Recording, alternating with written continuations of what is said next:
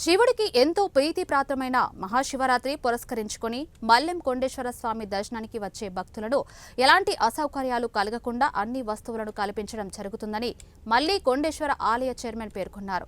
ఈ నెల 26వ తేదీన జరగబోయే మహాశివరాత్రి పురస్కరించుకుని అత్యంత పవిత్రమైన మల్లెం కొండేశ్వర స్వామి ఆలయానికి వచ్చే భక్తులకు అన్ని వస్తువులను సమకూర్చడం జరిగిందని వారు తెలిపారు.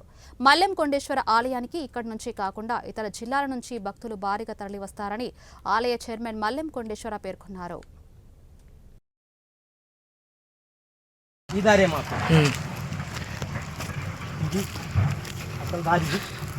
ఇది అసలు దారి అక్కడ ఉందన్నమాట బుర్జు, అక్కడ ఉంది.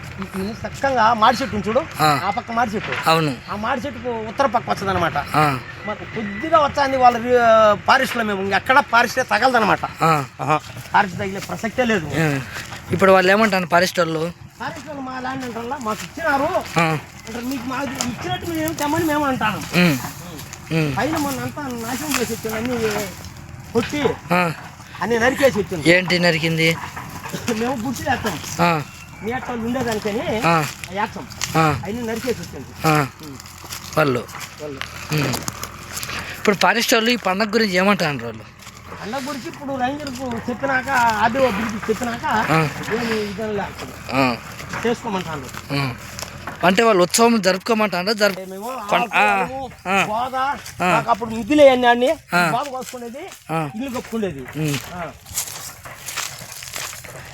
ఇక్కడ మామూలుగా రెవెన్యూ సంబంధించింది ఉంటుంది కదా, నెంబర్ ఏదన్నా వాళ్ళది బుర్జు ఉంది అనమాట. మంది వాళ్ళకు మన మధ్యలో లోగడ గుర్జు ఉంటుంది. ఫారెస్ట్ వాళ్ళకి మనకు బుర్జులు ఉన్నాయి.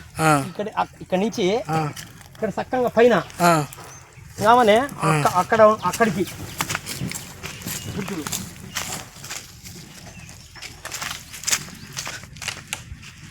బాటలు పోసుకొని తాగండి, అవి ఎంత రుచికరంగా ఉంటాయో ఎట్లుంటాయో తెలుస్తుంది. అంత చల్లదనం కూడా, కూలింగ్ నీకు మామూలుగా ఫ్రిడ్జ్లో పెట్టాల్సిన అవసరం లే, కూలింగ్లో పెట్టినట్టే ఉంటాయి అక్కడ నీళ్ళు. ఎప్పుడు ఎండాకాలం కానీ మంచి చాంబరాలు, ఎప్పుడు 7 ఏళ్ళు కరువు పెట్టినప్పుడు కూడా చల్లంగా ఒడిగిళ్ళు మాదిరి ఉంటాయి. ఏ రోజు తాగాలన్నా ఎవరు పోయినా. అది మామూలుగా అయితే ఏపు చెట్టు అనేది మా కొండను ఎక్కడ 3-4 కిలోమీటర్ దూరం ఏపు చెట్టు ఉండదు. కాకి అనేది ఏ రోజు కాకి అనేది మేము ఎప్పుడు చూసి ఉన్నాం. పులి మా కొండన నిద్ర చేయదంట. ఆ పక్క దోరణాల కానించి సోమేశ్వర కానించి అట్టన్నా పోవాలా, దోరణాలు దిగి అట్ట ఆ పక్కన్నా పోవాలా. ఈడ కట్టు ఉందంట, కట్టు కట్టిన దాని తెరుసు సాసా నొప్పులై పగిలిపోవునని ఎప్పుడో పెద్దలు, అది ఏ మహనీయుడో భగవంతుడో మరి మనకు తెలియదు, అది కట్టు కట్టినట్ట. పులి అనేది రాత్రులు నిద్ర చేయదు. ఈ కొండను అయిపోద్దు కూడా, ఒకవేళ వచ్చి ఉండొచ్చు కానీ కొండకు వచ్చి ఈ పక్క దిగిపోవాలా, ఆ పక్క నుంచి వచ్చి ఈ పక్క దిగిపోవాలా. అంతేగాని నైట్గా వచ్చే భక్తులకు, ప్రతి భక్తుడికి నీటి సౌకర్యం ఉంది. మామూలుగా మరుగుదొడ్డి సౌకర్యం కూడా చేసినాము. అప్పుడంటే మరుగుదొడ్డి సౌకర్యాలు కూడా లేవు. ఇప్పుడు ఇంతకు ముందు రోజుల్లో పందులు దొవుతాయి అక్కడ. ప్లాట్ఫారం ఇప్పుడు నేను చెప్పిన ఆయనే సత్యనారాయణ ఆయన, ఆ భక్తుడే అందరినీ సందాలే. ఆయన సొంత ఏమో డబ్బులే, ఆయన ఉన్ని మహారాజేం కాదు, ఆయన పేదోడే. ఆయన ఒక సేల్ ట్యాక్స్ డ్రైవర్.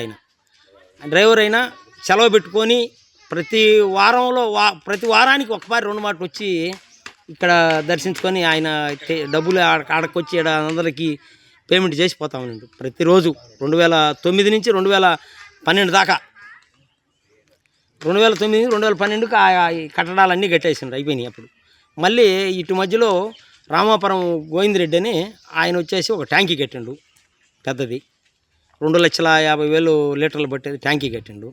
అది కూడా ప్రజలకు అందరికీ ఉపయోగపడే పనే. ఆయన ఏడన్నాడకరాని ఆయన చేసిన పని కూడా ప్రజలు అందరికీ, భక్తులందరికీ ఉపయోగపడేది. అది కూడా రెండోది, ఇప్పుడు మాకు ఈ కాలినడక కాకుండా ప్రతి ఒక్కరికి, రెండోది నీటి సౌకర్యం ఉంది.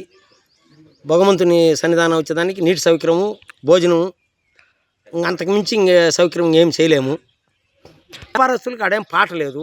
ప్రతి ఒక్కరు కూడా ఎత్తపోయి ఆడ పెట్టుకొని అమ్ముకుంటారు.